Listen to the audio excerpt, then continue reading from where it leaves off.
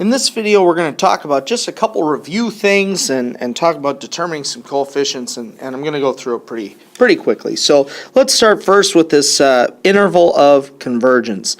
Give myself a little workroom here on the top. Remembering that we have to set up ratio tests. So x minus 3 to the n plus 1 over 2 to the n plus 1 plus 1, it should be plus 2. I'm going to multiply by the reciprocal right away.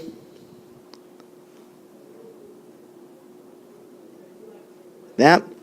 We're doing the limit as n approaches infinity. Okay, so I have one extra 2 left over on the bottom. I have an extra x minus 3 left on the top. I pull that out front, both those things, because they don't have n's in them. So I've got x minus 3 over 2 times the limit as n approaches infinity. And you'll see that by pulling everything out, I really have divided it out, or I factored it out. So all I have left inside is just a 1. Well, the limit as n approaches infinity of 1 is 1. So x minus 3 times 1 has to be, x minus 3 over 2, has to be between 1 and negative 1. Remember, we have to account for the fact that it could be alternating. So I multiply both sides by 2. Oh, I forgot the minus 3. Let's see if I can't fit that in here. And then I'd add 3 to all of it, so I'd have 1 and 5. Now I should check the endpoints. Okay, so if I plug in 5, let me put that right here. If x was equal to 5, the series would become 2 to the n over 2 to the n plus 1, which you could simplify to just be 1/2. Because we'd have an extra 2 on the bottom. Well, this is like adding 1/2 plus 1/2 plus 1/2. So that doesn't converge.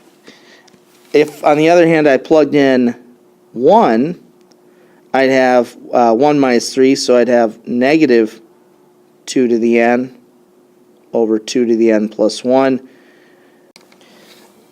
which I may pull that negative out, so it was like a negative 1 to the n, like that, and then I'd have a 1/2 left over, because I'd still have that 2 in the bottom. Well, either way, negative 1/2 plus 1/2, negative 1/2 plus 1, that's not going to converge. So it is just between 1 and 5. You can't be equal at either endpoint.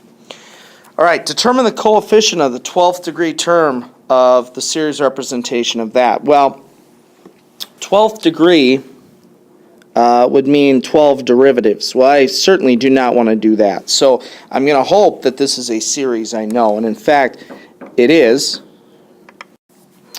So I'm going to hope that this is a series I know how to work with. And in fact, I think I can use the 1 over 1 minus x, which is, the series x to the n.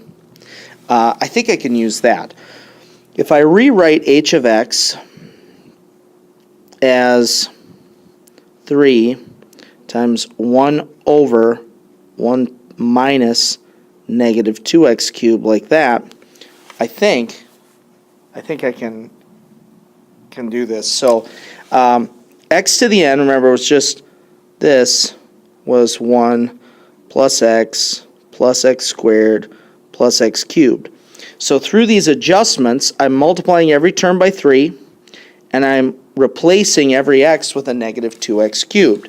So h of x, the first term is going to be 3 times 1. The next term is going to be 3 times, and instead of x, it's going to be negative 2x cubed. The next term is going to be 3, and instead of x squared, it's going to be negative 2x cubed squared. So I might just stop here. 12th degree, we're already to the 6th degree right now, because it's x cubed squared. So the next term will be 3 and negative 2x cubed, and the next term would be 3 and negative 2x cubed to the 4th. So here it is, because x cubed to the 4th is x to the 12th. So it's going to be 3 times negative 2 to the 4th x to the 12th. Okay, don't forget the number has to be raised to the power as well. So negative 2 to the 4th is negative 16. So 3 times negative 16 x to the 4th, so it's negative 48 would be the coefficient. Finally, for the Maclaurin series below, find the fourth derivative's value at 0. Well, remember, a fourth derivative, the coefficient would be the fourth derivative over 4 factorial and then x to the 4th. So this sets the coefficient, so we look for x to the 4th, it's right here. So that must mean that the fourth derivative divided by 4 factorial, which is 24, is equal to 11. So the fourth derivative would just be 11 multiplied by 24. So it would be 284. Excuse me, 264.